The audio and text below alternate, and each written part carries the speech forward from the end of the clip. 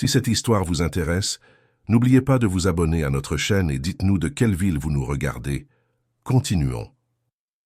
Thomas Beaumont observait la ville de Paris du haut de son bureau, au 52e étage. De là, il pouvait voir le contraste entre les gratte-ciel miroitants de l'avenue des Champs-Élysées et les banlieues qui s'étendaient à perte de vue. À 45 ans, il était le PDG de Beaumont Investissement, l'une des plus grandes entreprises cotées en bourse de France. Ses décisions mobilisaient des milliards et affectaient la vie de milliers de personnes, une réalité à laquelle il réfléchissait rarement. Le téléphone sonna, interrompant ses pensées. C'était Delphine, sa secrétaire. « Monsieur Beaumont, la réunion d'urgence est prête.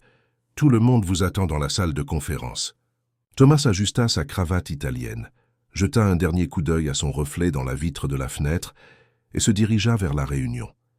Il savait que le sujet était grave. Au cours des 3 derniers mois, des accusations concernant les pratiques prédatrices de son entreprise avaient fuité dans la presse.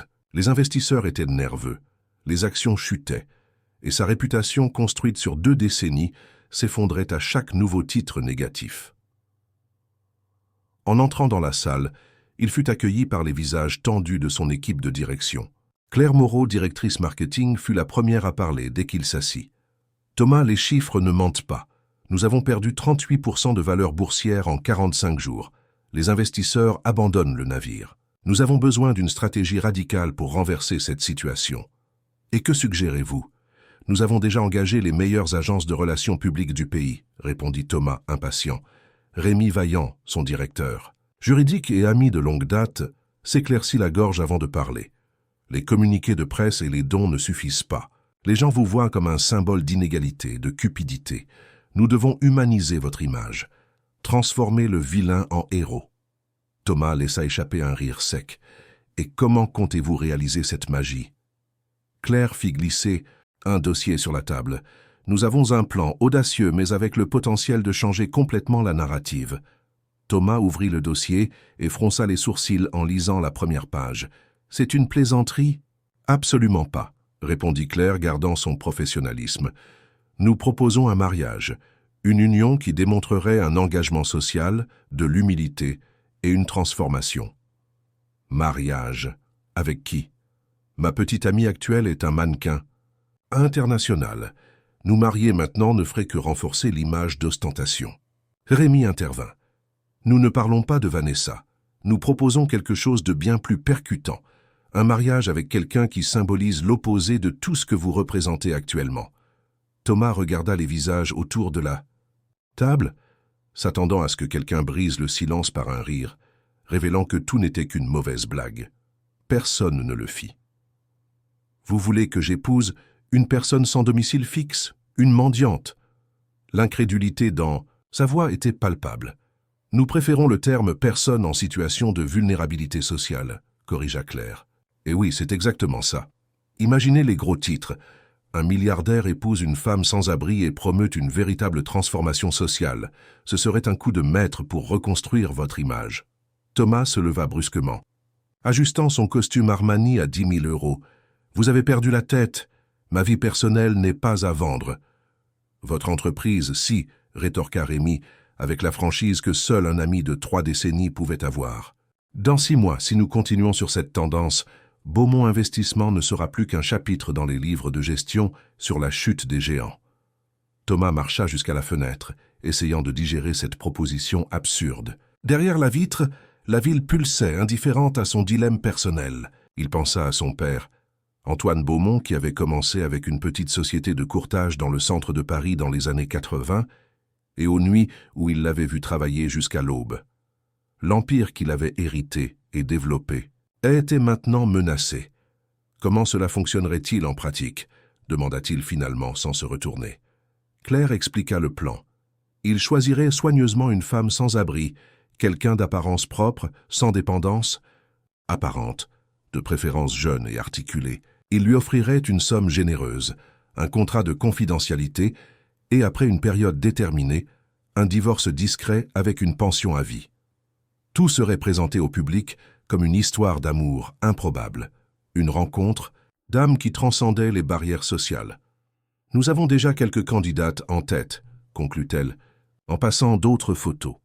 Thomas examina les images, se sentant de plus en plus mal à l'aise. Des femmes d'âges différents, toutes avec des regards qui mélangeaient détresse et dignité. La dernière photo, cependant, attira son attention. Une femme d'environ 35 ans, aux cheveux bouclés prématurément gris, à la peau mate et aux yeux perçants, qui semblait défier l'appareil photo. « Qui est-elle » demanda-t-il, pointant la photographie. « Sophie Martin. Elle reste habituellement aux alentours de la place de la République. D'après nos recherches, elle est sans domicile depuis environ 2 ans. Elle est articulée, éduquée et maintient une apparence relativement soignée compte tenu de sa situation. Et vous pensez qu'elle accepterait cela? Pour 2 centimes. 1 000 € et une pension à vie après? Qui n'accepterait pas? Répondit Rémi. Thomas continua d'observer la photo de Sophie. Il y avait quelque chose dans ce regard qui l'intriguait, une force qui semblait déplacée chez quelqu'un vivant dans la rue. Et si c'était une arnaqueuse, si elle vendait notre histoire à la presse, si elle avait un passé compromettant, nous avons vérifié ce qui était possible. Il n'y a pas de casier judiciaire, et le contrat qu'elle signera sera à l'épreuve de toute tentative d'extorsion, garantit Rémi. De plus, nous garderons quelqu'un pour la surveiller constamment. Thomas retourna à la table et s'assit, sentant le poids de la décision sur ses épaules. Une partie de lui se révoltait contre l'idée de transformer quelque chose d'aussi personnel qu'un mariage en une stratégie marketing. Une autre partie reconnaissait la génialité du plan. Combien de temps avons-nous? Les prochains résultats trimestriels seront publiés dans 6 semaines. Si nous voulons un impact avant cela, nous devons agir rapidement. Après quelques minutes de silence, Thomas acquiesça. Faites les préparatifs, mais je veux la rencontrer. Personnellement, avant toute approche officielle, je veux regarder dans les yeux de cette Sophie et m'assurer qu'elle comprend dans quoi elle s'engage. Lorsque la réunion se termina, Thomas resta seul dans la salle de conférence. Il reprit la photo de Sophie et l'étudia plus attentivement. Comment une femme avec ce regard avait-elle fini dans la rue? Qu'y avait-il derrière ses yeux provocateurs? Cette nuit-là, dans son appartement de luxe dans le 16e arrondissement, Thomas n'arrivait pas à dormir. Entre des gorgées de whisky importé, il se demandait s'il n'avait pas perdu la tête en acceptant ce plan. Son téléphone vibra avec un message de Vanessa demandant quand il reviendrait à Paris. Thomas ne répondit pas. Dans son esprit, il répétait déjà comment il mettrait fin à cette relation sans créer un nouveau scandale. Sur l'écran de son ordinateur portable, l'image de Sophie le fixait, comme une énigme qu'il devait déchiffrer avant qu'il ne soit trop tard. La matinée était fraîche, lorsque le chauffeur de Thomas gara la Mercedes blindée à une distance sécuritaire de la place de la République. Vêtu de vêtements simples pour ne pas attirer l'attention, jeans et polo, des articles qu'il portait rarement, Thomas se sentit déplacé en marchant sur les trottoirs du centre historique de Paris. « Êtes-vous sûr de vouloir faire cela seul, monsieur ?» demanda Paul, son chauffeur et garde du corps personnel depuis plus de 10 ans. « Oui, reste à proximité, mais garde tes distances. J'ai besoin que ce premier contact soit le plus naturel possible. » Selon les informations recueillies par l'équipe, Sophie passait habituellement ses matinées près des marches de la place, parfois à lire des livres donnés, d'autres fois simplement à observer le mouvement. Thomas marcha parmi les vendeurs ambulants et les passants, se sentant étrangement exposé sans son armure habituelle de formalité. C'est alors qu'il la vit. Assise sur un banc usé, Sophie portait une robe simple mais propre et avait les cheveux attachés en un chignon improvisé. Dans ses mains, un livre usé dont Thomas ne put identifier le titre de loin. Il y avait quelque chose dans sa posture qui contrastait complètement avec l'environnement qui l'entourait, une dignité silencieuse qui l'impressionna. Il s'approcha lentement, répétant mentalement ce qu'il dirait. Toutes les phrases qu'il avait préparées semblaient maintenant artificielles et inappropriées. Quand il fut à quelques mètres, Sophie leva les yeux de son livre. Le regard perçant de la photographie était encore plus intense en personne. « Puis-je vous aider ?» demanda-t-elle, d'une voix ferme qui le surprit. Thomas hésita. « En fait, j'aimerais vous parler, si cela ne vous dérange pas. » Sophie ferma le livre, gardant son doigt entre les pages pour marquer où elle s'était arrêtée. « À quel sujet ?»« C'est compliqué. Pourrions-nous prendre un café ? Il y a un café au coin. » Elle l'étudia un moment, avec une expression qui mêlait curiosité et prudence. Je n'ai pas l'habitude de partir avec des inconnus, surtout des hommes bien habillés qui apparaissent de nulle part pour discuter. Il y avait une pointe d'ironie dans sa voix. Je m'appelle Thomas Beaumont, et croyez-moi, ce que j'ai à vous proposer pourrait changer votre vie. Un éclair de reconnaissance passa dans ses yeux en entendant son nom. Le Thomas Beaumont, celui des récents gros titres, il acquiesça mal à l'aise. Intéressant, dit-elle en se levant. Maintenant, je suis curieuse. Allons à ce café, monsieur Beaumont, mais seulement parce que je veux entendre quelle proposition absurde un homme comme vous pourrait avoir pour quelqu'un comme moi. Le café était simple, avec des tables en formica et des tabourets en plastique. Thomas commanda 2 cafés et après que la serveuse se soit éloignée, respira profondément. Mademoiselle Martin. Comment connaissez-vous mon nom de famille? L'interrompit-elle, plissant les yeux. C'est en partie le point. Je connais votre... Non, je sais que vous êtes sans domicile depuis environ 2 ans, et je sais que vous restez habituellement dans cette zone centrale. Vous m'avez fait suivre? Pourquoi? Thomas réalisa qu'il avait mal commencé. Écoutez, j'irai droit au but. Je suis dans une situation compliquée. Mon entreprise traverse une crise d'image et mes conseillers ont suggéré une stratégie inhabituelle pour y remédier. Sophie prit une gorgée de café, gardant les yeux fixés sur lui. Et je fais partie de cette stratégie? Oui, ils ont suggéré que je me marie. Félicitations, mais je ne comprends toujours pas ce que cela a à voir avec moi. Thomas baissa la voix. Ils ont suggéré que je me marie avec quelqu'un comme vous, quelqu'un en situation vulnérable. L'idée est de montrer que je suis capable de voir au-delà des apparences, de me connecter avec des réalités différentes. De la mienne. Sophie posa sa tasse sur la table avec un bruit sourd. Pendant un moment, Thomas pensa qu'elle lui jetterait le café au visage ou partirait simplement indignée. Au lieu de cela, à sa surprise, elle commença à rire. Un rire authentique qui attira les regards des tables voisines. Est-ce sérieux? Vous êtes venu jusqu'ici pour me proposer un mariage de façade? Elle secoua la tête, incrédule. Et combien me paieriez-vous pour cette transformation d'image?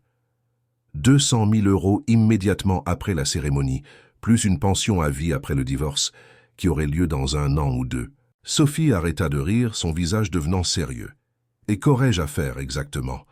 Apparaître à quelques événements sociaux, quelques interviews, prétendre que nous sommes réellement tombés amoureux, ensuite nous suivrions nos chemins séparément. Et vous pensez que cela va fonctionner? Que les gens vont croire cette histoire absurde? Thomas haussa les épaules. Les gens croient ce qu'ils veulent croire. Un milliardaire qui tombe amoureux d'une femme sans abri est le genre de conte de fées moderne que les médias adorent. Sophie l'observa en silence pendant un long moment, comme si elle évaluait non seulement la proposition, mais l'homme en paix-santé-sens face d'elle. « Pourquoi moi ?» demanda-t-elle finalement. « Il doit y avoir des milliers de femmes sans abri à Paris. » La question prit Thomas au dépourvu. Il n'avait pas de réponse toute faite parce que, honnêtement, il s'était posé la même question depuis qu'il avait vu sa photographie. « Je ne sais pas exactement. Peut-être à cause de votre façon de vous comporter, de la dignité que vous conservez malgré vos circonstances actuelles, ou peut-être, il hésita, peut-être à cause de votre regard. Il y a quelque chose en lui qui semble provocateur. » La réponse sembla la surprendre. Sophie prit son sac usé et en sortit un petit carnet, tout aussi usé. « Avant de répondre, je veux que vous lisiez ceci. » Elle ouvrit le carnet à une page spécifique et le poussa vers lui. Thomas prit le carnet avec hésitation. C'était un journal écrit à la main dans une calligraphie élégante. Jour 578. Les gens passent devant moi comme si j'étais invisible. Je ne suis qu'une ombre dans le paysage urbain, un obstacle de plus sur leur chemin. Mais je les observe. J'absorbe leurs histoires fragmentées, leurs dialogues incomplets. Aujourd'hui, un cadre s'est arrêté près de moi pour répondre à un appel.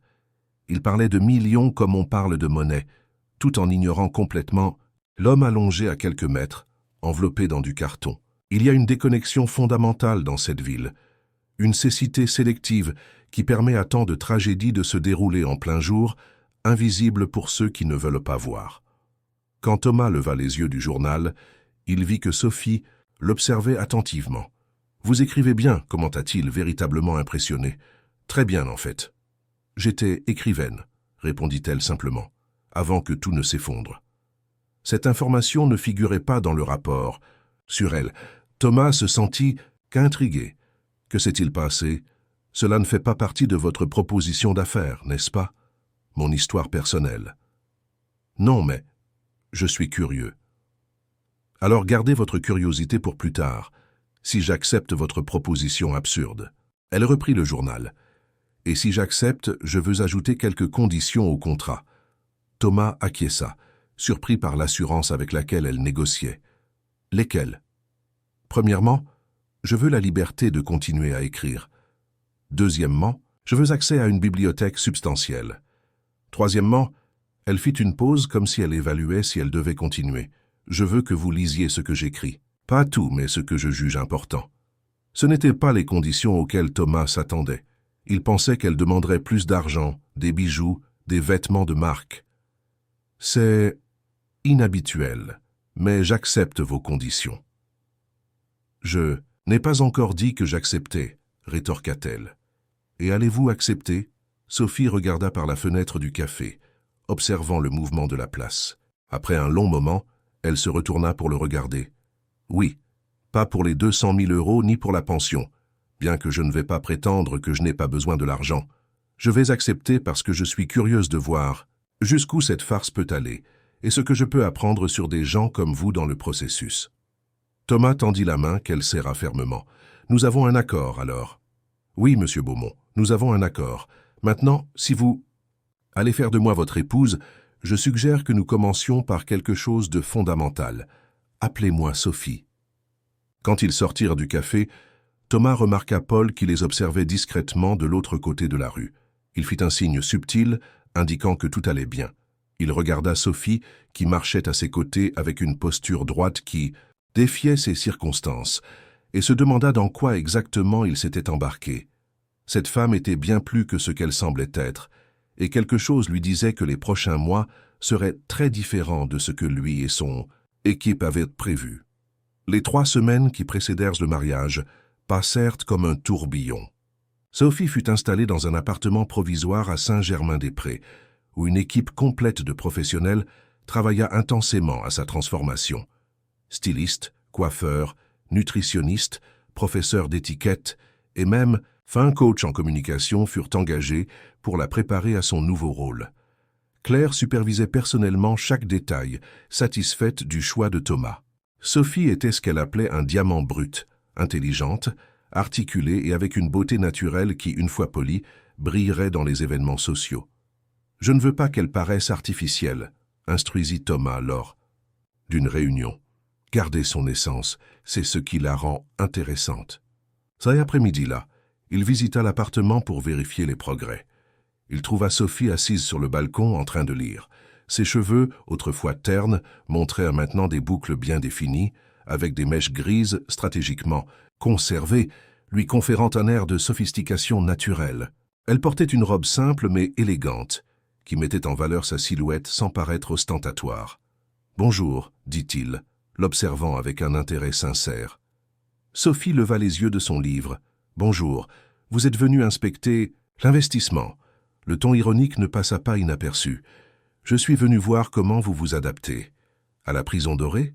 Raisonnablement bien. » Elle ferma le livre. « Mais j'avoue que c'est étrange d'avoir des gens qui décident quels vêtements je dois porter, comment je dois parler, et même quelle posture je dois adopter. » Thomas s'assit sur la chaise à côté d'elle. « Je vois que vous gardez votre esprit critique. C'est ce qui m'a gardé saine d'esprit dans les rues. Je ne vais pas l'abandonner maintenant. » Il acquiesça, respectant sa franchise. « Que lisez-vous » Sophie montra la couverture. « Orgueil et préjugés. » Ironique, non? Une histoire sur les mariages arrangés et les différences sociales. « Je ne l'ai jamais lu. » Elle haussa les sourcils. Vraiment surprise. Un homme éduqué comme vous. J'ai toujours été plus attiré par les chiffres que par les lettres. Je n'ai pas la patience pour les romans. Cela explique beaucoup de choses. Sophie s'installa confortablement dans sa chaise. Comment avancent les préparatifs? Bien, la cérémonie sera petite, juste pour la famille et les amis proches. Ensuite, nous donnerons une interview exclusive à Paris Match, suivie d'une lune de miel en Corse. La Corse? Elle sembla véritablement enthousiaste pour la première fois. « J'ai toujours voulu y aller. » Thomas sourit légèrement, satisfait d'avoir fait le bon choix de destination. « Nous partirons le lendemain de la cérémonie. Nous y resterons 2 semaines. 2 semaines seules. » Elle se mordit la lèvre. « Ce sera intéressant. Nous aurons des chambres séparées, si vous préférez. » Sophie eut un petit rire. « Détendez-vous, Thomas. Je ne vais pas essayer de vous séduire pour transformer notre accord en quelque chose de permanent. Je ne suis pas un personnage de film français. » Le commentaire le déconcerta. « Ce n'est pas ce que je voulais dire. » « C'est exactement ce que vous vouliez dire. » Elle se pencha en avant. « Mais ne vous inquiétez pas. Je comprends les paramètres de notre accord. Je suis l'épouse de façade, pas la maîtresse. » Le silence qui suivit fut interrompu par un coup à la porte. C'était Claire, apportant un dossier avec les derniers détails du mariage. « Ah, c'est bien que vous soyez ensemble. »« Thérapeute, nous devons finaliser quelques points. » Elle ouvrit le dossier sur la table. « Sophie, à propos de votre discours au dîner de mariage. »« Je l'ai déjà écrit, » interrompit Sophie, sortant quelques feuilles pliées de l'intérieur du livre. « Je préfère utiliser mes propres mots. » Claire lança un regard inquiet à Thomas qui acquiesça. « D'accord, je fais confiance à votre jugement. » Dans les jours qui suivirent, Thomas se retrouva à penser à Sophie plus fréquemment qu'il ne l'avait prévu. Il y avait quelque chose en elle, une authenticité rare dans son cercle social qui l'intriguait. Tout en gérant les derniers ajustements dans l'entreprise, avant de s'absenter pour la lune de miel, il se surprit plusieurs fois distrait, se remémorant des fragments de leur conversation. Le jour du mariage arriva, nuageux et avec une bruine fine typique de Paris. La cérémonie eut lieu dans une chapelle historique du 16e arrondissement, décorée avec une élégance simple, fleurs blanches, bougies et un nombre réduit d'invités, seulement 80 personnes, soigneusement sélectionnées. Quand Sophie entra portant une robe de mariée conçue par un styliste français émergent, un choix délibéré pour renforcer le récit de soutien à la culture nationale, un murmure d'approbation parcourut la chapelle. La robe était simple, en dentelle et soie, mettant en valeur sa silhouette sans excès. Elle marchait avec une assurance qui surprit les présents, sans la timidité que beaucoup attendaient de quelqu'un sauvé de la rue. Pendant l'échange, des vœux, Sophie regarda directement dans les yeux de Thomas, avec une intensité qui lui fit momentanément oublier que tout cela était une mise en scène. Les paroles qu'elle prononça, bien que faisant partie du script préétabli, sonnèrent étrangement sincères. La réception eut lieu dans les jardins d'un hôtel-boutique à Neuilly-sur-Seine.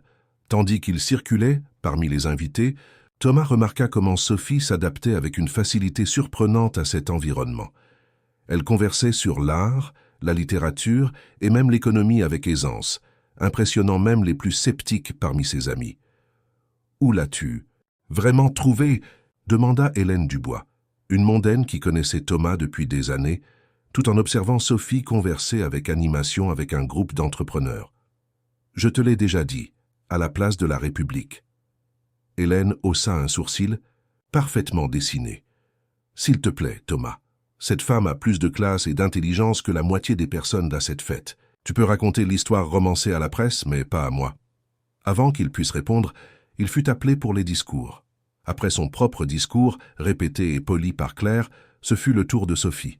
Elle se leva, sans papier, en main, et fit face à l'assemblée de visages curieux. « Beaucoup d'entre vous sont ici aujourd'hui en se demandant qui je suis, » commença-t-elle d'une voix claire et ferme. « La mendiante qui a conquis le cœur du magnate, la Cendrillon des temps modernes, l'histoire parfaite pour les tabloïds. » Un silence tendu s'installa.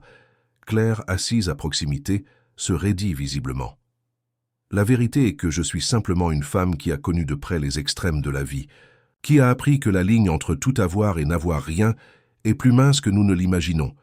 Thomas m'a trouvé à un moment où j'avais presque tout perdu, sauf ma dignité et ma capacité à observer le monde avec un regard critique. » Elle fit une pause, regardant directement Thomas. « Ce que peu de gens savent, c'est qu'avant de nous rencontrer, je le connaissais déjà. Pas personnellement, mais à travers les pages des journaux, les commentaires dans les rues, les conversations fragmentées que j'entendais alors que les gens passaient près de moi, m'ignorant comme on ignore des poteaux ou des poubelles. Je le connaissais comme le symbole d'un système qui, pour beaucoup, est cruel et exclusif.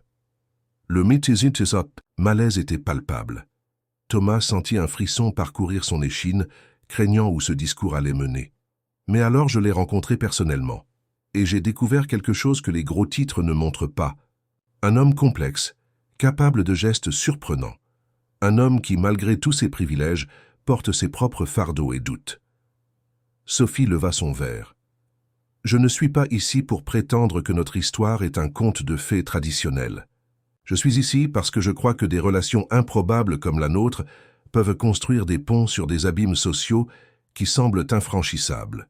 Je suis ici parce que, contre toute probabilité, j'ai trouvé en Thomas quelqu'un prêt à voir au-delà des apparences, au-delà des étiquettes.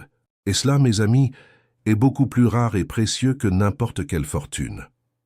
Le silence qui suivit fut brisé par des applaudissements hésitants qui se transformèrent bientôt en une ovation chaleureuse. Claire, visiblement soulagée, sourit et leva son verre.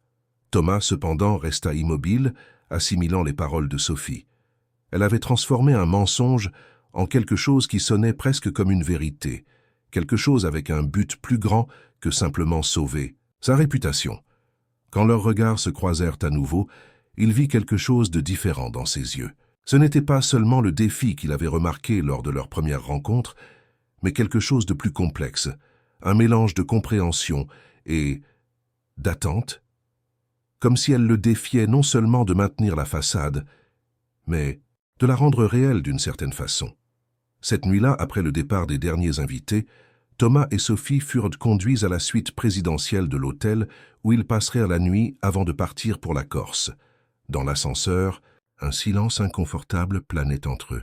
« Votre discours » commença-t-il, brisant le silence. « C'était impressionnant. »« Merci » répondit-elle simplement. « J'espère qu'il a servi les objectifs de votre stratégie marketing. » La froideur soudaine le prit au dépourvu.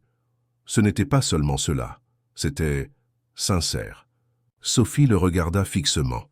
« Et cela vous surprend, que je puisse être sincère même au sein de cette farce ?» L'ascenseur arriva au dernier étage avant qu'il puisse répondre. En entrant dans la suite luxueuse, avec vue sur la ville illuminée, Sophie se dirigea immédiatement vers le balcon, contemplant les lumières. « C'est étrange, dit-elle, plus pour elle-même que pour lui. De là-bas, ces lumières semblent si lointaines, si inaccessibles, comme des étoiles. » Thomas s'approcha, maintenant une distance respectueuse. « Et maintenant je réalise qu'elles ne sont que des lampes, certaines plus brillantes, d'autres plus faibles, mais toutes également artificielles. » Elle se retourna pour lui faire face. « Demain, nous commençons notre lune de miel, Thomas. Notre grande performance. Êtes-vous prêt ?» Il y avait quelque chose dans son ton qui le mit mal à l'aise, comme si elle était plusieurs pas en avance dans un jeu dont il essayait encore de comprendre les règles. « Je pense que oui, » répondit-il incertain. « Parfait. » Sophie sourit, un sourire qui n'atteignit pas tout à fait ses yeux. « Parce que j'ai le sentiment que ce sera un voyage beaucoup plus révélateur que vous ne l'imaginez. » La Corse accueillit le couple avec un ciel d'un bleu intense et des eaux cristallines qui semblaient défier la réalité. La villa louée par Thomas se trouvait dans une zone isolée de l'île, avec une vue privilégiée sur la mer et une totale intimité, éléments essentiels pour une lune de miel qui, bien que mise en scène, devait paraître authentique pour les éventuels paparazzi qui les suivraient certainement. La propriété était luxueuse, sans être ostentatoire, avec un design qui privilégiait l'intégration avec la nature. De grandes baies vitrées, du bois durable et une piscine à débordement qui se fondait visuellement avec l'océan. Le genre d'endroit qui apparaît dans les magazines de décoration et de voyages exclusifs.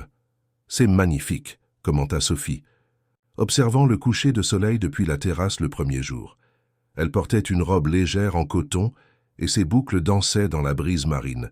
« Étiez-vous déjà venu ici avant ?» Thomas, assis dans une chaise longue à proximité, avec un verre à la main, acquiesça. « Quelquefois, généralement pour des conférences ou des réunions rapides, je n'ai jamais eu le temps de vraiment profiter de l'île. »« L'homme qui a tout mais n'a pas le temps d'en profiter, » observa-t-elle, avec une pointe d'ironie. « Classique. »« Et vous ?» demanda-t-il, ignorant la provocation. « Aviez-vous beaucoup voyagé avant que votre situation ne change ?» Sophie se tourna vers l'océan à nouveau. « Oui, j'ai visité plusieurs pays quand j'étais plus jeune, l'Europe principalement, puis quelques endroits en Amérique latine. Comme écrivaine, oui, je couvrais des événements culturels, des festivals littéraires, j'ai même vécu à Barcelone pendant presque un an. Il y avait une nostalgie dans sa voix que Thomas n'avait pas entendue auparavant. Pourquoi avez-vous arrêté d'écrire? Un sourire énigmatique apparut sur ses lèvres. Qui vous dit que j'ai arrêté? Avant qu'il ne puisse insister, le chef engagé pour leur séjour annonça que le dîner était servi. La table sur la terrasse était impeccablement dressée, avec des bougies et des fleurs locales. Le menu, préparé avec des ingrédients de l'île, comprenait des poissons frais, des fruits de mer et des fruits tropicaux. Durant le dîner, Thomas observa comment Sophie semblait parfaitement à l'aise dans cet environnement luxueux. Ses manières à table étaient impeccables, sa conversation fluide et intéressante. Rien en elle ne suggérait que jusqu'à quelques semaines auparavant, elle vivait dans la rue. « Vous m'observez comme si j'étais une énigme à déchiffrer », commenta-t-elle, tout en savourant son dessert. « N'est-ce pas le cas? Nous le sommes? Tous, d'une certaine façon. Vous aussi, vous êtes une énigme pour moi, Thomas. Moi, je suis un livre ouvert. Ce que vous voyez est ce que je suis, un homme d'affaires prospère avec un problème d'image. » Sophie rit, un son véritablement amusé. « Si vous croyez cela, vous vous trompez vous-même encore plus que vous n'essayez de tromper le public avec ce mariage. » Sa franchise le déconcertait constamment. Dans son monde, les gens mesuraient leurs paroles, cachèrent leurs intentions, naviguaient dans un océan de sous-entendus. Sophie était différente, brutalement honnête, même quand l'honnêteté était inconfortable. « Que pensez-vous voir? »« En moi, alors ?» demanda-t-il, sincèrement curieux. Elle l'étudia un moment, comme si elle considérait jusqu'où elle devait aller. « Je vois un homme qui a construit une forteresse autour de lui-même, si haute et si épaisse que même vous n'arrivez plus à en sortir. Je vois quelqu'un qui a atteint tout ce que la société dit être important, argent, pouvoir, statut, et qui pourtant semble insatisfait. » Thomas détourna le regard, soudainement mal à l'aise. Les analyses psychologiques bon marché ne vont pas avec ce vin coûteux. Vous voyez, défense par le sarcasme, classique. Elle prit une gorgée de vin. Mais c'est bien, nous avons 2 semaines d'ici. Peut-être qu'à un moment, vous vous sentirez assez en sécurité pour une vraie conversation. Les jours suivants établirent une routine étonnamment agréable. Le matin, des promenades sur des plages désertes ou des sentiers écologiques.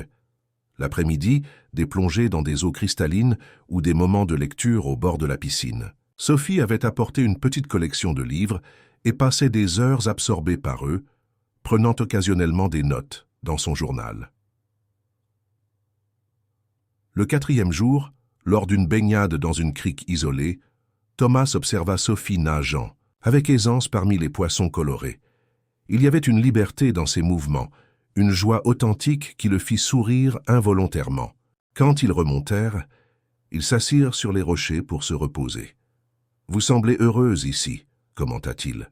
« Il est difficile de ne pas être heureuse dans un endroit comme celui-ci. » Elle passa ses doigts dans ses cheveux mouillés. « Mais oui, j'en profite. Je serais idiote de ne pas profiter de cette opportunité, indépendamment des circonstances qui l'ont amenée. » Pragmatique, réaliste. Quelque chose que j'ai appris dans la rue. Profitez de ce que la vie offre aujourd'hui, car demain tout peut changer. Thomas resta silencieux, réfléchissant à ses paroles. Comment avez-vous fini dans la rue, Sophie? Quelqu'un avec votre intelligence, votre éducation. Elle soupira regardant l'horizon. La chute peut être rapide, Thomas, plus rapide qu'on ne l'imagine. Après un moment d'hésitation, elle continua. J'étais une écrivaine respectée. J'avais publié 3 livres, je collaborais avec d'importants journaux et magazines. J'avais un appartement à Saint-Germain, je voyageais régulièrement. Je n'étais pas riche, mais je vivais confortablement. Elle fit une pause, comme pour organiser ses pensées. Puis j'ai écrit un livre qui a dérangé des personnes puissantes. Un livre sur la corruption dans les hautes sphères, basé sur des documents divulgués que j'avais reçus d'une source anonyme. Quand il a été publié, la réaction a été intense. Thomas sentit un frisson qui n'avait rien à voir avec la brise marine. Quel genre de réaction? Des poursuites judiciaires, pour commencer. Des accusations de diffamation, de manipulation des faits. Mon éditeur a été poussé à retirer le livre de la circulation. Puis sont venues les menaces, subtiles au début. puis de plus en plus explicite. Sophie le regarda directement. J'ai essayé de lutter. J'ai rassemblé plus de preuves, donné des interviews, cherché le soutien d'autres journalistes, mais les personnes que je dénonçais étaient trop puissantes. Une à une, les portes se sont fermées. Les maisons d'édition n'acceptèrent plus mes textes. Les invitations à des événements étaient annulées. Mon appartement a été cambriolé 2 fois. Vous n'avez pas contacté la police? Elle eut un rire amer. Certains des impliqués étaient de la police ou avaient des connexions là-bas. J'ai déposé des plaintes, mais elles n'aboutissaient jamais. Et votre famille, vos amis? Mes parents étaient déjà décédés. J'ai une sœur, mais nous nous étions éloignés des années auparavant pour des raisons personnelles. Quant aux amis, certains ont essayé d'aider, mais la plupart se sont éloignés. Personne ne veut être associé à quelqu'un qui est devenu la cible de personnes puissantes. Thomas absorbait chaque mot, essayant d'imaginer le parcours qui avait conduit cette femme articulée et intelligente à la situation dans laquelle il l'avait trouvée. L'argent s'est épuisé. J'ai dû tout vendre. L'appartement, les meubles, les vêtements, les livres. J'ai loué des chambres de plus en plus petites dans des quartiers de plus en plus éloignés, jusqu'à ce que je ne puisse même plus payer cela. Elle respira profondément. La rue n'était pas le plan, évidemment. Mais quand on n'a pas d'alternative, et le livre, existe-t-il encore? Quelques exemplaires ont survécu. Ils circulent clandestinement. De temps en temps, quelqu'un me reconnaît, généralement des étudiants ou des activistes. Mais pour le grand public, c'est comme s'ils n'avaient jamais existé. Thomas l'observait, avec un mélange d'admiration et d'incrédulité. Comment avez-vous gardé votre santé mentale, votre dignité? En écrivant. Elle montra le journal qu'elle portait toujours. Tous les jours, peu importe ce qui arrive. C'est ma façon de traiter le monde, de garder un certain contrôle sur mon récit quand tout le reste m'a été enlevé. Ce soir-là, après le dîner, Sophie apporta son journal sur la terrasse où Thomas prenait un cognac, appréciant les étoiles. « Vous avez dit que vous vouliez que je vous lise ce que j'écris, » commenta-t-il, l'observant s'installer dans le fauteuil à côté. « Oui, c'est une partie de notre accord. » Elle ouvrit le journal à une page marquée. « Ce passage, je l'ai écrit hier soir, après que vous vous soyez endormi. » Thomas prit le journal avec précaution, conscient de la valeur que cet objet simple avait pour elle. Sous la douce lumière des lanternes de la terrasse, il commença à lire. Il y a un océan en lui qui n'a jamais été navigué. J'observe Thomas quand il pense que je ne regarde pas, les moments de vulnérabilité qui apparaissent comme des éclairs dans un ciel nuageux, trop rapides pour que les autres les remarquent, mais pas pour moi. J'ai passé des années à observer les gens, à déchiffrer les petits gestes qui révèlent ce que les mots cachent. Il a construit sa vie autour des chiffres, des tableurs, des graphiques ascendants, comme si le succès pouvait être mesuré uniquement en chiffres. Mais il y a des questions dans ses yeux qu'aucun compte bancaire ne peut répondre. Des questions sur le but, sur le sens. Des questions qu'il ne sait peut-être même pas qu'il se pose. Thomas leva les yeux du journal, rencontrant le regard attentif de Sophie. « Vous me voyez vraiment ainsi? Je vois ce qui est là. Peut-être des choses que vous ne voyez pas vous-même. » Il lui rendit le journal, se sentant étrangement exposé. « Pourquoi me montrer cela? Parce que ce mariage, aussi artificiel qu'il soit dans sa conception, nous place dans une intimité forcée. Nous jouons des rôles, mais nous ne pouvons pas faire semblant 24 heures sur 24. À un moment, tenez, nous voyons l'autre tel qu'il est réellement. » Sophie se pencha en avant. « Je veux proposer quelque chose. Pendant ces 2 semaines, quand nous serons seuls, sans caméra ni regards extérieurs, soyons honnêtes l'un envers l'autre, sans personnage, sans façade, juste Sophie et Thomas. 2 personnes essayant de comprendre ce que la vie a fait d'elles. » La proposition le prit au dépourvu. Pourquoi? Parce que je suis fatigué de faire semblant. J'ai passé les dernières années à être invisible, et maintenant je dois prétendre être quelqu'un que je ne suis pas. C'est épuisant. Elle fit une pause. Et parce que je pense que vous aussi êtes fatigué de faire semblant, même si vous ne le réalisez peut-être pas. Thomas contempla la proposition, ressentant un mélange d'appréhension et de soulagement. Une partie de lui voulait refuser, maintenir les murs qu'il avait soigneusement construits au fil des ans. Une autre partie, cependant, aspirait à cette offre d'authenticité. « D'accord, répondit-il finalement, Pas de faux semblants quand nous sommes seuls. Le sourire qu'elle lui donna était différent de tous les précédents. Plus doux, plus authentique. Parfait. Alors, Thomas Beaumont, maintenant que nous avons convenu d'être honnêtes, j'ai une question. Que cherchez-vous vraiment? Je ne parle pas de sauver votre entreprise ou votre réputation. Je parle de vous en tant que personne. Que voulez-vous de la vie que vous n'avez pas encore, obtenue avec tout votre argent et votre pouvoir? La question flotta entre eux comme une entité vivante. Thomas regarda le ciel étoilé, cherchant une réponse qui ne sonnerait pas banale ou répétée. Pour la première fois depuis longtemps, il se permit de considérer la question sérieusement, sans les défenses habituelles. « Je ne sais pas », répondit-il finalement, avec une honnêteté qui le surprit lui-même. « Et c'est peut-être ça. Le problème ?» Au matin du 8e jour en Corse, Thomas se réveilla au son de voix provenant de la terrasse.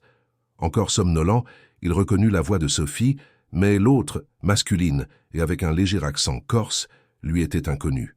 Intrigué, il s'habilla rapidement et se dirigea vers les voix.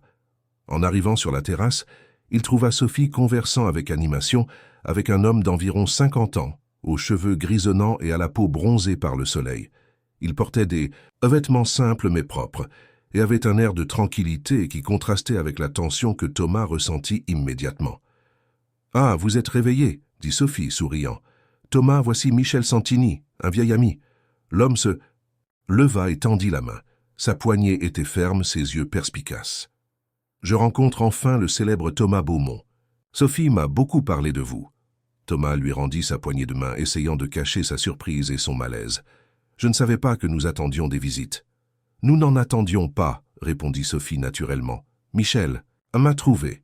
Il a un talent spécial pour ça. »« Disons que j'ai de bons contacts, » expliqua Michel avec un sourire énigmatique. « Quand j'ai su que Sophie était en Corse, je ne pouvais pas ne pas lui rendre visite, surtout considérant les circonstances. » Il y avait quelque chose dans le ton de Michel qui mit Thomas en alerte.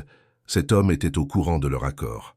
Il regarda Sophie, qui conservait une expression sereine. « Michel et moi avons travaillé ensemble pendant de nombreuses années, » expliqua-t-elle. « Il était mon rédacteur en chef au journal, puis il est devenu mon agent littéraire. C'est lui qui m'a aidé à publier mon livre le plus controversé. »« Ah, alors vous êtes responsable du fait que Sophie ait fini à la rue. » La question sortit plus agressive que Thomas ne l'avait voulu. Au lieu de s'offenser, Michel rit. « Je vois que Sophie a partagé une partie de son histoire avec vous. Intéressant. »« Thomas, » intervint Sophie, « Michel a été l'une des rares, des personnes à rester à mes côtés quand tout s'est effondré. Il a perdu son emploi à la maison d'édition pour avoir refusé de retirer mon livre de la circulation. » Thomas se sentit soudain honteux de son hostilité. « Je m'excuse. C'était déplacé de ma part. »« Ne vous inquiétez pas, » répondit Michel, se rasseyant. « Votre réaction est compréhensible. Un étranger apparaît pendant votre lune de miel. N'importe quel mari serait mal à l'aise. » L'utilisation du mot « mari » portait une ironie subtile qui n'échappa pas à Thomas. « Michel est venu m'apporter quelque chose d'important, » expliqua Sophie, indiquant un dossier sur la table. « Quelques documents qu'il a réussi à récupérer pour moi. »« Quel genre de documents ?»« Des preuves, » répondit Michel, avant que Sophie ne puisse parler. « Des preuves qui corroborent les dénonciations que Sophie a faites dans son livre.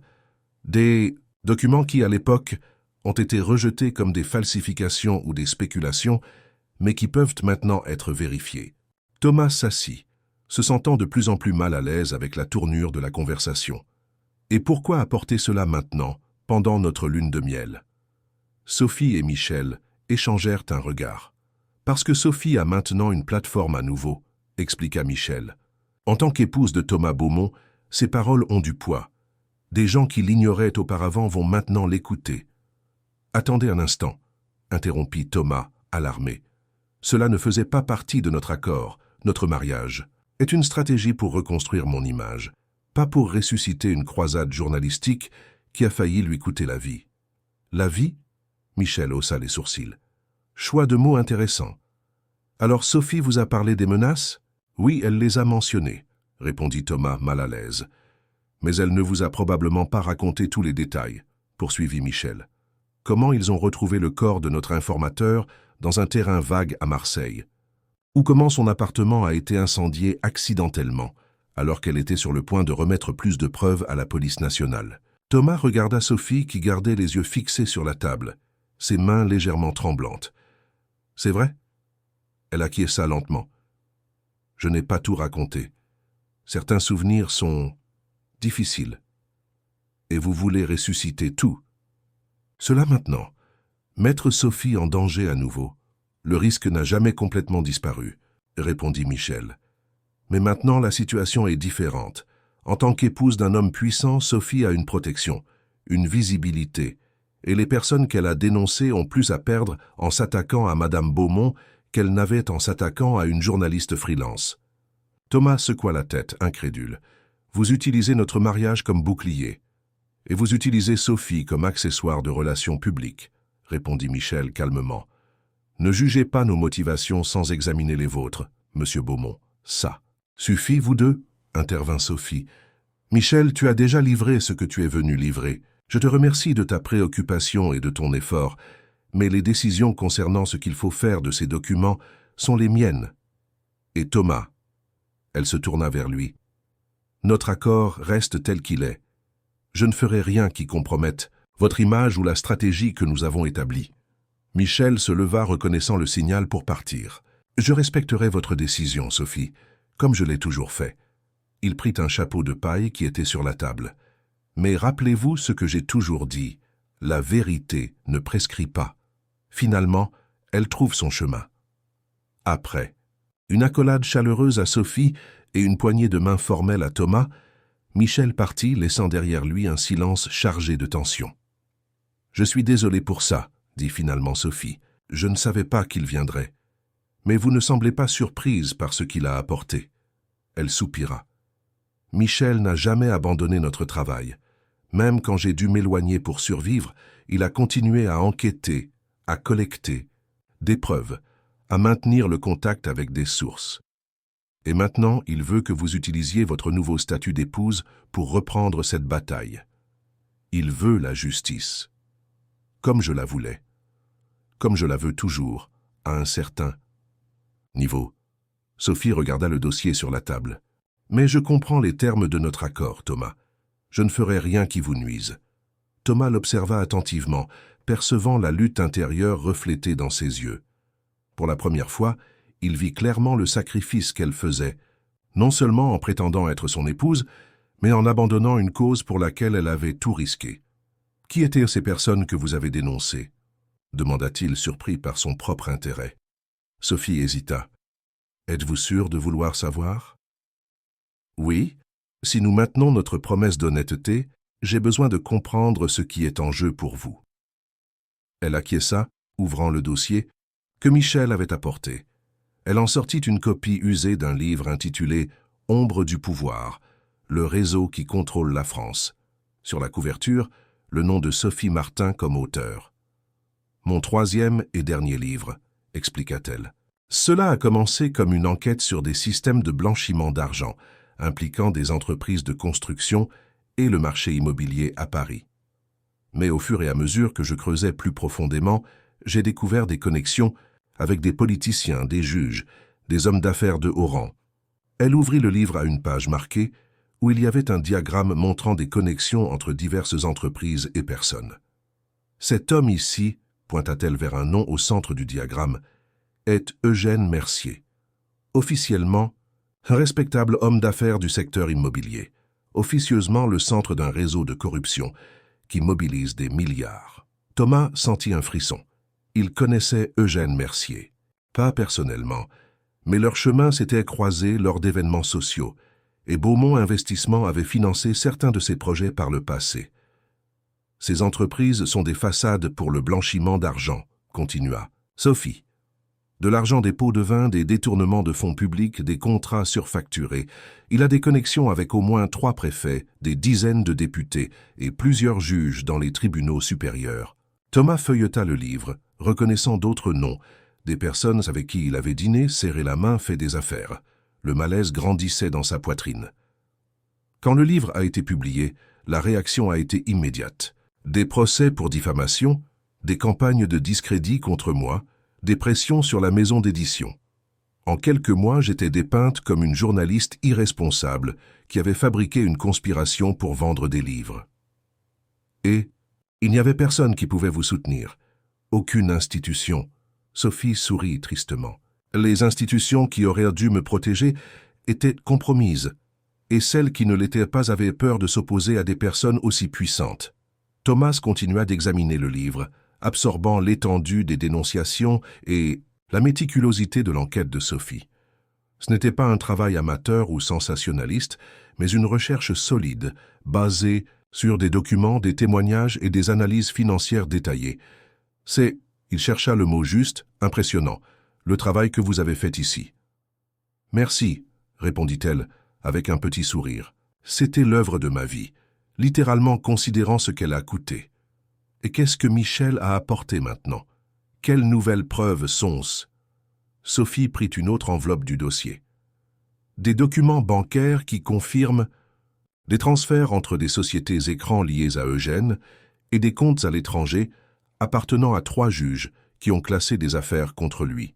Des registres de réunions secrètes entre lui et des politiciens qui ont ensuite approuvé des législations qui l'ont directement bénéficié. Et elle hésita. Des relevés téléphoniques qui le relient directement à l'incendie de mon appartement. Thomas sentit son estomac se nouer. La situation était beaucoup plus grave qu'il ne l'avait imaginé initialement.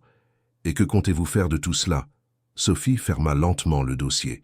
Honnêtement, je ne sais pas. Une partie de moi veut reprendre le combat, utiliser cette nouvelle plateforme que j'ai en tant que votre épouse pour enfin exposer la vérité. Une autre partie? Elle fit une pause. Une autre partie est fatiguée. Fatiguée de lutter, d'être persécutée, de vivre dans la peur.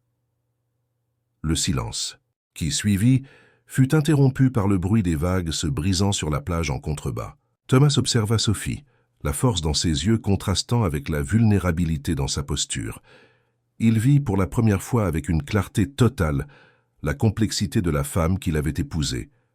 Ce n'était pas seulement une sans-abri, avec un passé intéressant, mais une guerrière blessée, une femme qui avait tout sacrifié pour ses principes. « Que feriez-vous à ma place, Thomas ?»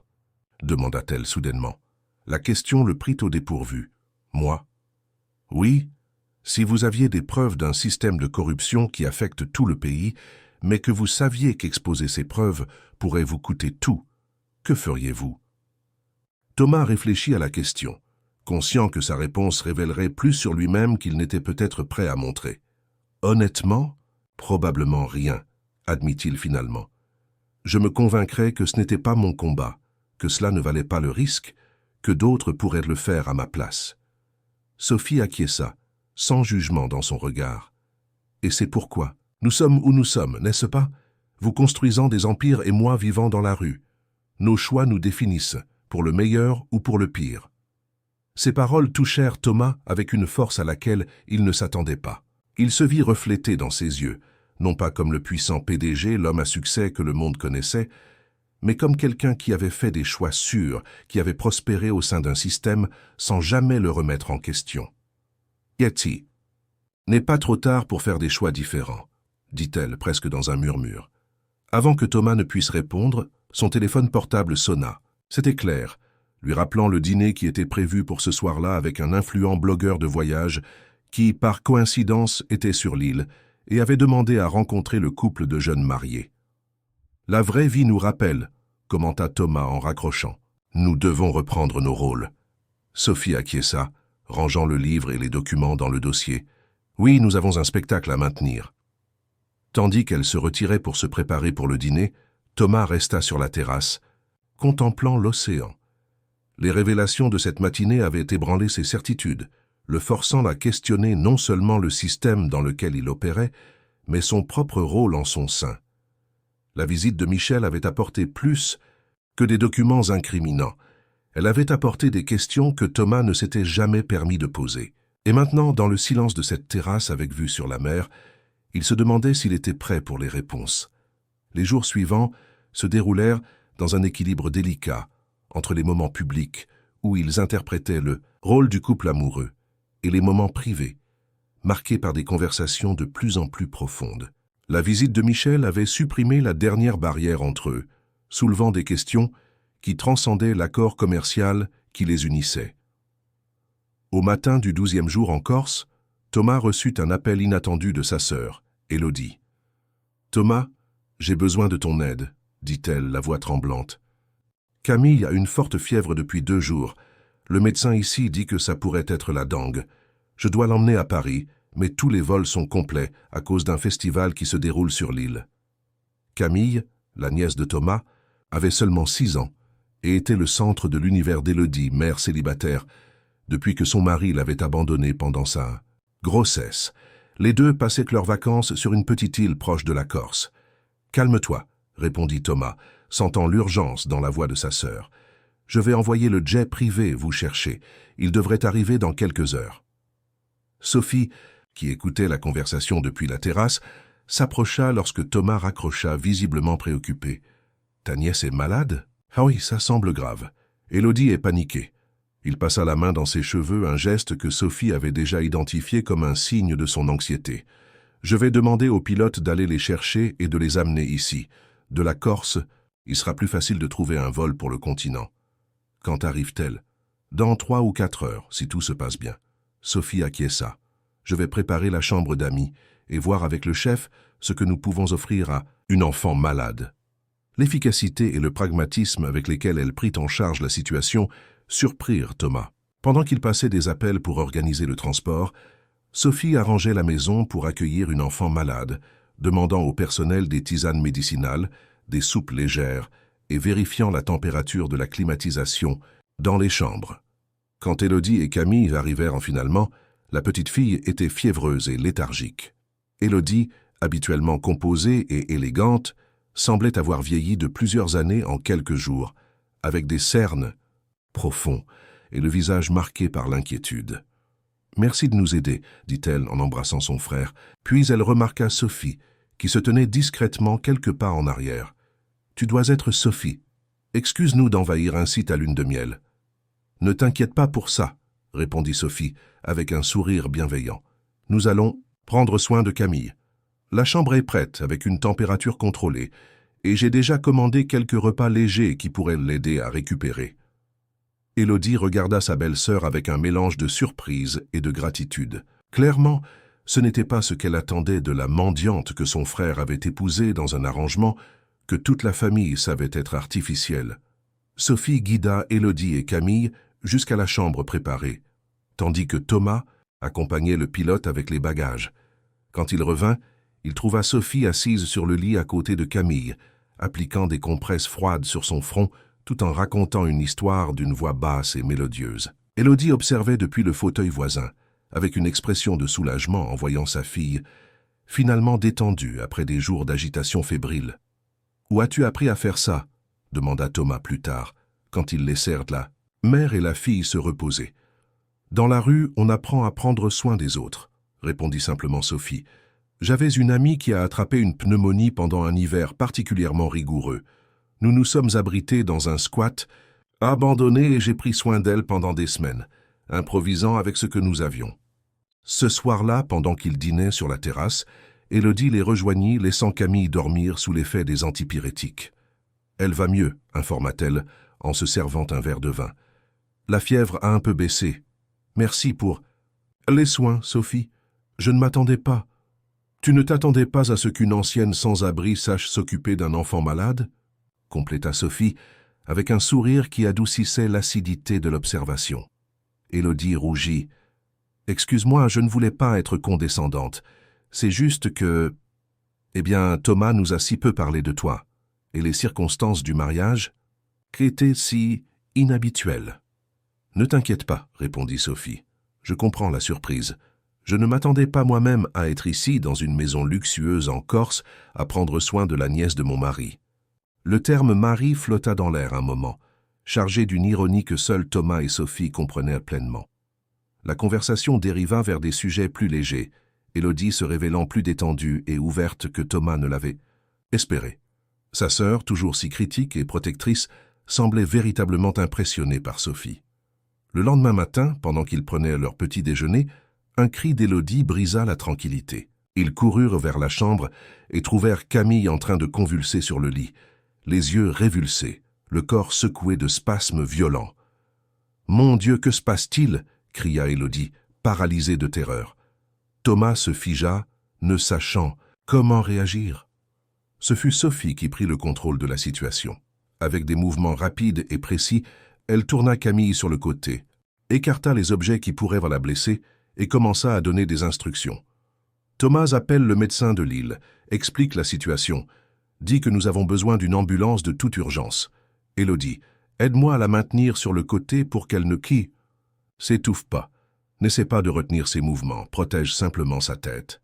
Pendant que Thomas courait pour passer l'appel, Sophie resta aux côtés de Camille, surveillant la durée de la convulsion et vérifiant constamment si la petite fille parvenait à respirer correctement. Quand les spasmes cessèrent enfin, après ce qui sembla une éternité, Sophie vérifia les signes vitaux de l'enfant. La convulsion s'est arrêtée, mais elle a besoin de soins médicaux urgents, dit-elle à Élodie, qui pleurait silencieusement. Elle a probablement été causée par la forte fièvre, mais nous devons écarter d'autres possibilités. Thomas revint dans la chambre, pâle. L'ambulance est en route. L'hôpital ici est petit, mais il a une unité d'urgence pédiatrique. Dans les minutes angoissantes qui suivirent, Sophie maintint son calme, guidant Élodie et Thomas sur ce qu'il fallait dire au médecin. Quels symptômes Camille avait présentés ces derniers jours et comment la convulsion s'était manifestée. Quand l'ambulance arriva, Sophie refusa de rester en arrière. « Je viens avec vous », dit-elle, avec une fermeté qui n'admettait pas de contestation. « Je connais les protocoles médicaux pour des cas comme celui-ci. Je peux aider. » Dans le petit hôpital de l'île, tandis que Camille passait des examens, Élodie posa enfin la question qui lui trottait dans la tête depuis le matin. « Comment savais-tu quoi faire? Pendant la convulsion, tu as agi comme une professionnelle. » Sophie hésita, échangeant un regard rapide avec Thomas avant de répondre. « J'ai été bénévole dans un projet de santé communautaire pendant quelques années avant que tout ne change dans ma vie. Nous traitions des urgences médicales dans des communautés sans accès adéquat aux soins de santé. » Une pièce de plus du puzzle qu'était Sophie Martin s'emboîtait pour Thomas. Chaque révélation sur son passé ne faisait qu'accroître son admiration pour elle. Le médecin revint avec des nouvelles qui apportèrent un soulagement partiel. La convulsion avait été causée par la forte fièvre, un tableau connu sous le nom de convulsion fébrile, fréquent chez les enfants. Il n'y avait pas de dommages neurologiques, mais Camille devrait rester hospitalisée au moins 48 heures pour contrôler la fièvre et pour une hydratation intraveineuse. « L'un de vous peut rester avec elle dans la chambre », informa le médecin. « Nous avons des installations limitées, donc une seule personne. »« Je reste, » dit immédiatement Élodie. « Nous retournerons à la maison et rapporterons des vêtements et ce dont vous aurez besoin, » proposa Thomas.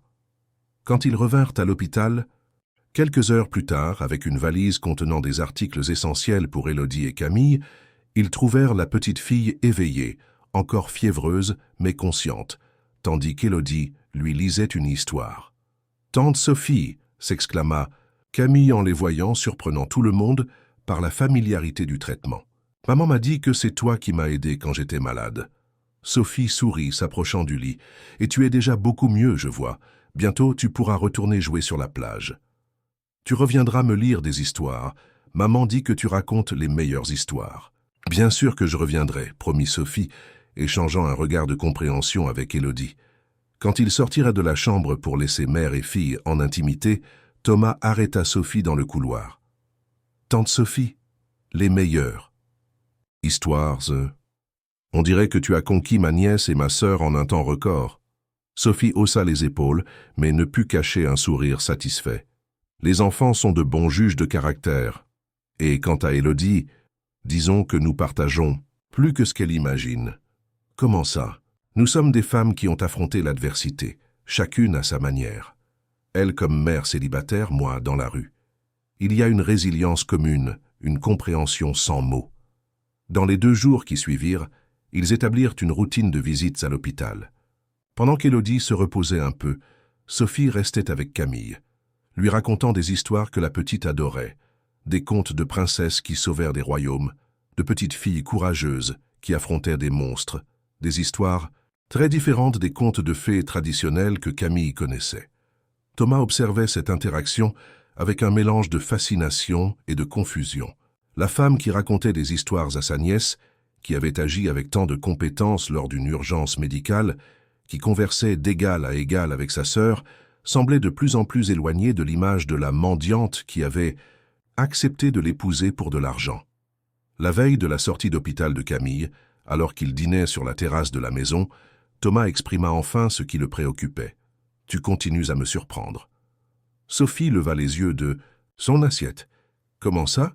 La façon dont tu as géré toute cette situation. La convulsion de Camille, l'hôpital, le soutien à Élodie, tu agis comme si tu avais fait ça toute ta vie. » « D'une certaine façon, c'est le cas, » répondit-elle, après un moment de réflexion. « Prendre soin des autres, improviser dans des situations de crise, garder son calme quand tout semble s'écrouler, ce sont des compétences que j'ai développées bien avant de vivre dans la rue. En tant que journaliste d'investigation, je me retrouvais souvent dans des situations dangereuses ou imprévues. » Elle fit une pause, prenant une gorgée de vin. « Et dans la rue, ces compétences ont été affinées. Quand vous n'avez pas la sécurité des murs, des serrures, d'un téléphone pour appeler à l'aide, vous apprenez à faire confiance à vos instincts, à agir rapidement, à vous adapter. Pourtant, tu aurais pu rester distante. Ce drame familial ne faisait pas partie de notre accord. » Sophie l'étudia un moment, comme si elle considérait jusqu'où elle devait se révéler. « Je ne peux pas voir un enfant souffrir, et ne rien faire, Thomas. Je ne peux pas voir quelqu'un dans le besoin et lui tourner le dos. Cela n'a rien à voir avec notre accord ou avec le rôle que je joue. C'est qui je suis. » Ces paroles simples touchèrent Thomas profondément. C'était une honnêteté, brute dépourvue de calcul ou de prétention. Pour la première fois peut-être, il voyait Sophie complètement sans masque. Ni la mendiante, ni l'épouse de façade, ni la journaliste tombée en disgrâce, mais l'essence de la femme derrière toutes ses facettes. « Et c'est pour ça que tu as tout risqué pour ton livre, parce que tu ne pouvais pas tourner le dos aux injustices que tu as découvertes. »« Oui, » répondit-elle simplement, même en sachant que le prix serait élevé. Même quand tout le monde me disait de reculer, de penser à moi d'abord. « Je ne sais pas si j'aurais ce courage, » admit Thomas. « Nous avons tous des choix à faire, Thomas. Chaque jour, à chaque instant. Ce qui définit notre caractère, ce ne sont pas les grandes décisions dramatiques, mais la somme de tous ces petits choix quotidiens. » Le silence qui suivit fut interrompu par la sonnerie du téléphone de Thomas. C'était Élodie, informant que Camille dormirait toute la nuit et qu'elle essaierait aussi de se reposer. « Tu sais, » dit Thomas en raccrochant, « quand j'ai proposé ce mariage, je pensais t'offrir une sortie de la rue, une opportunité de recommencer. Mais de plus en plus, j'ai le sentiment que c'est peut-être toi qui m'offres quelque chose de bien plus précieux. Et qu'est-ce que ce serait? Une perspective différente. Un regard qui voit au-delà des apparences, au-delà des chiffres, au-delà du succès mesuré en zéro sur le compte bancaire. » Sophie sourit, un sourire sincère qui illumina ses yeux. Peut-être est-ce ce que nous cherchions tous les deux sans le savoir. Pas seulement une transaction commerciale, mais un véritable échange d'expériences, de vision du monde. Quand ils se retirèrent pour dormir, dans des chambres séparées, comme ils l'avaient maintenu pendant tout leur séjour. Thomas ressentit une inquiétude qu'il ne parvenait pas à nommer. Les paroles de Sophie résonnaient dans son esprit, défiant des convictions qu'il avait considérées comme inébranlables pendant si longtemps. Allongé dans l'obscurité, il réfléchit à la façon dont sa vie avait changé en si peu de temps. Ce qui avait commencé comme une stratégie calculée de relations publiques se transformait en quelque chose de beaucoup plus complexe et significatif. Et au centre de cette transformation se trouvait Sophie, la femme qu'il avait sauvée de la rue, mais qui, de manière subtile et profonde, semblait le sauver aussi. Le retour à Paris se fit au milieu d'une tempête, tant littérale que métaphorique.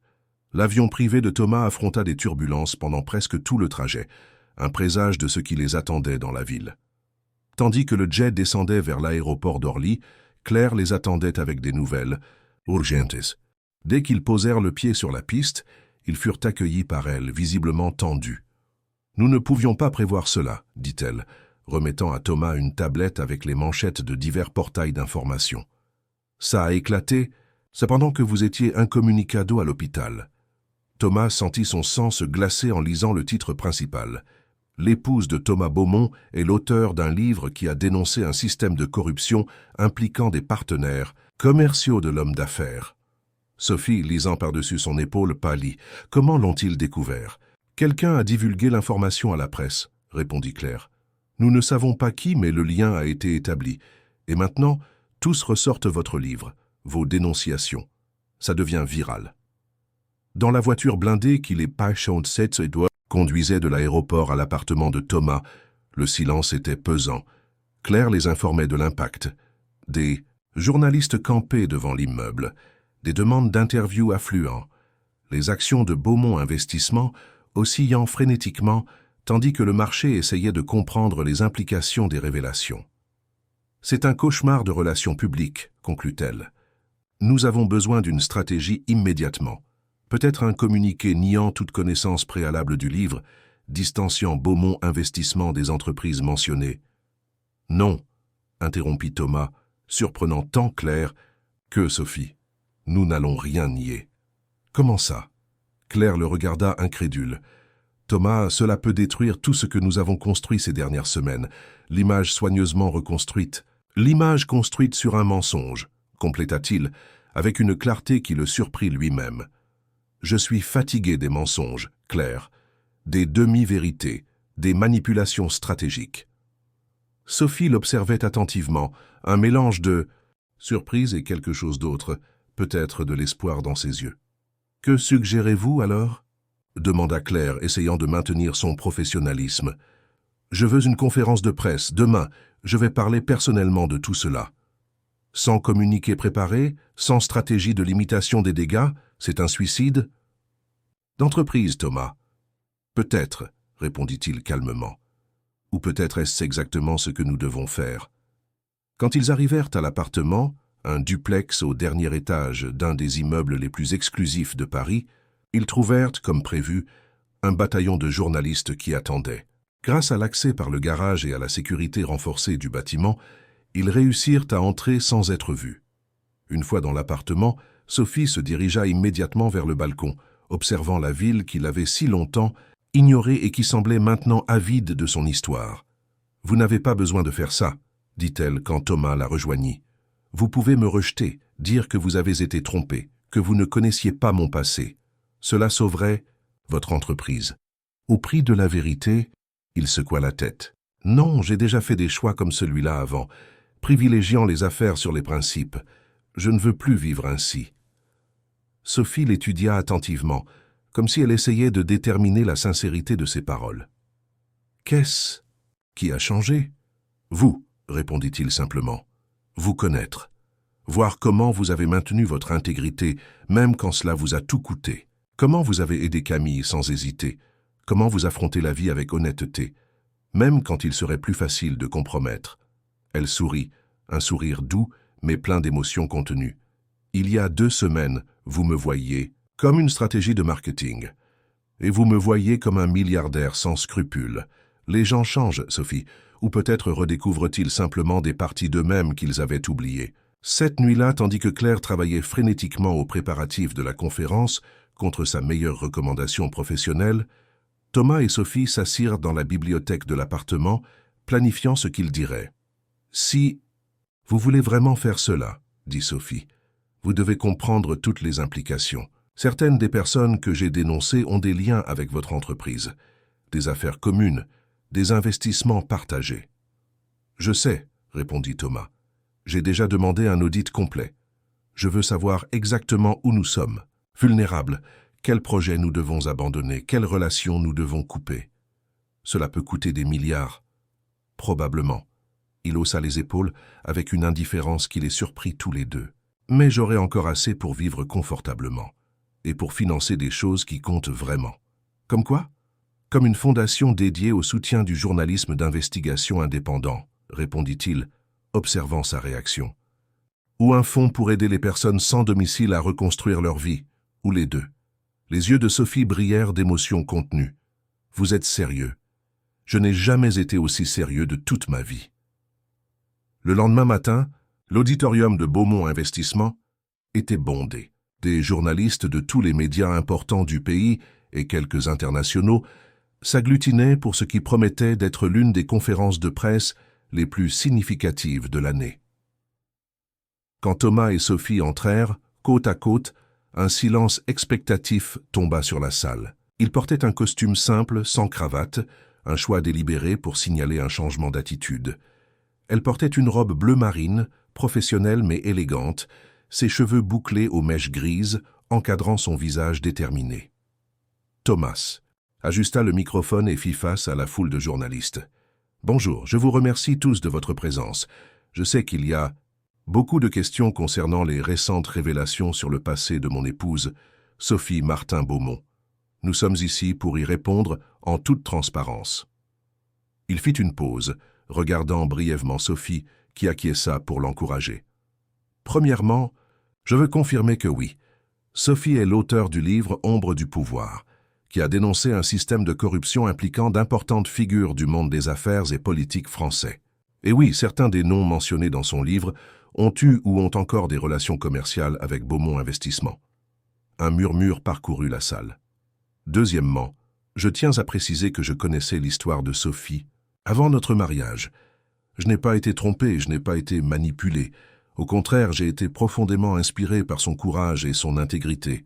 Sophie le regarda, surprise par la déclaration publique qui s'écartait du script qu'ils avaient répété. Thomas poursuivit, sa voix gagnant en force et en conviction. Pendant des années, j'ai opéré au sein d'un système qui privilégie les profits sur les principes, qui célèbre le succès financier sans questionner les moyens pour l'atteindre.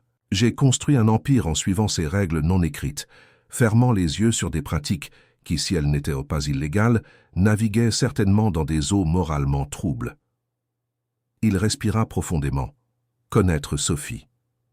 Pas seulement son histoire, mais la personne extraordinaire qu'elle est, m'a fait remettre en question ce système, remettre en question mes propres choix. Et aujourd'hui, je suis ici pour annoncer quelques changements fondamentaux. Les flashs des appareils photo s'intensifièrent, captant le moment que tous sentaient historique. Premièrement, Beaumont Investissement initie aujourd'hui un audit complet et indépendant de toutes ses activités, avec une attention particulière à celles qui impliquent des entreprises ou des individus mentionnés dans le livre de Sophie. Tous les résultats seront publics et toutes les relations commerciales problématiques seront terminées indépendamment du coût financier. Claire, observant depuis le fond de la salle, semblait sur le point de s'évanouir. Rémi, le directeur juridique, prenait frénétiquement des notes. Deuxièmement, j'annonce la création de la Fondation Martin-Beaumont, avec un fonds initial de 500 millions d'euros dédié à 2 axes principaux. Le soutien au journalisme d'investigation indépendant et des programmes de réintégration sociale pour les personnes en situation de vulnérabilité. Sophie ne put contenir une larme qui glissa silencieusement sur son visage.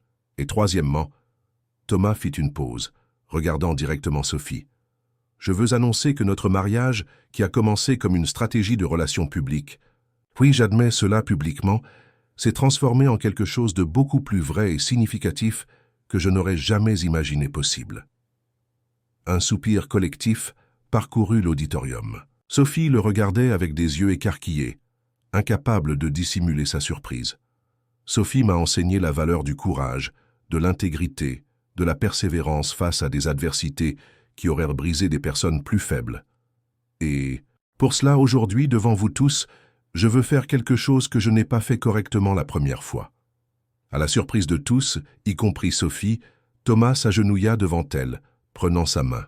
« Sophie Martin, me feriez-vous l'honneur d'être mon épouse?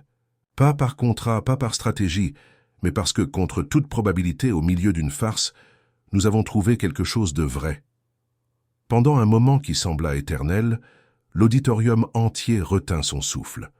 Sophie regardait. Thomas, des larmes coulant maintenant librement.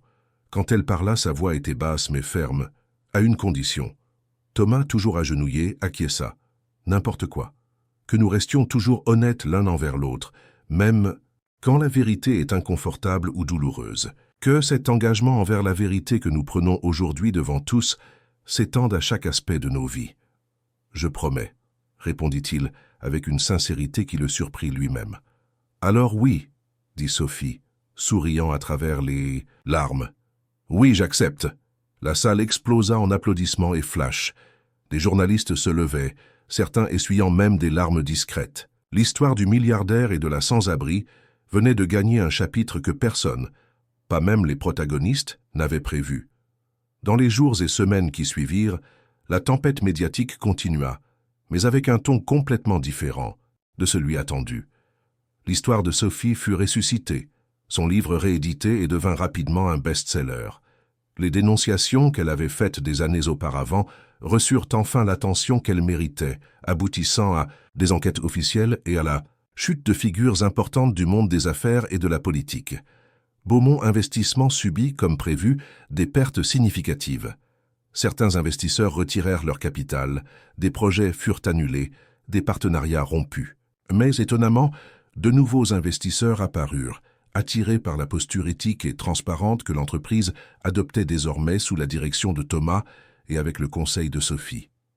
La Fondation Martin Beaumont devint rapidement une force transformatrice, finançant des reportages d'investigation qui autrement n'auraient pas eu les ressources nécessaires et créant des programmes innovants d'aide aux sans-abri, avec un accent particulier sur l'éducation et la réintégration sur le marché du travail. 6 mois après la fameuse conférence de presse, Thomas et Sophie renouvelèrent leurs vœux lors d'une cérémonie intime sur la même plage en Corse, où ils avaient passé leur lune de miel. Seule la famille et les amis proches étaient présents, y compris Michel qui servit de témoin, et Camille, complètement rétablie, comme demoiselle d'honneur. Lors de la réception, tenue dans la même maison qu'ils avaient louée auparavant, Élodie leva son verre pour un toast. « À Sophie, dit-elle avec émotion dans la voix, la femme qui a non seulement sauvé ma fille, mais aussi mon frère, qui nous a enseigné que la véritable richesse ne réside pas dans les comptes bancaires ou les actions, mais dans le courage de vivre selon nos convictions, même quand le prix est élevé. » Sophie, radieuse dans une robe simple mais élégante, regarda Thomas à ses côtés. Et à Thomas, ajouta-t-elle au toast, l'homme qui a eu le courage de remettre en question tout ce qu'on lui avait enseigné sur le succès et la valeur, qui a choisi un chemin plus difficile, mais infiniment plus gratifiant. Plus tard, quand les invités s'étaient déjà retirés, le couple marchait sur la plage sous la lumière de la lune. Le même océan, les mêmes étoiles qui avaient été témoins du début de leur voyage ensemble, éclairaient maintenant un chemin complètement différent de celui qu'ils avaient imaginé. Si quelqu'un m'avait dit, il y a 1 an que je finirais, vraiment amoureux de la femme que j'ai engagée pour un mariage de façade, commença Thomas, secouant la tête d'incrédulité. Et si quelqu'un m'avait dit que le milliardaire arrogant qui m'avait abordé, place de la République, finirait par devenir l'un des plus grands défenseurs de la justice sociale et de la transparence des entreprises du pays, compléta Sophie en riant. Ils s'arrêtèrent, contemplant l'océan qui s'étendait à l'infini devant eux. « Tu sais ce qui m'impressionne le plus ?» dit Thomas, l'enlaçant par la taille. « Comment de petits choix peuvent tout changer. Si je n'avais pas accepté ce plan absurde de me marier avec une sans-abri, si je n'avais pas décidé d'accepter ta proposition folle, si nous n'avions pas promis d'être honnêtes l'un envers l'autre pendant la lune de miel, si Camille n'était pas tombée malade, me donnant l'occasion de montrer une autre facette de qui je suis. » Thomas regarda dans les yeux de Sophie, ces mêmes yeux provocateurs qui l'avaient intrigué depuis la première photographie qu'il avait vue d'elle.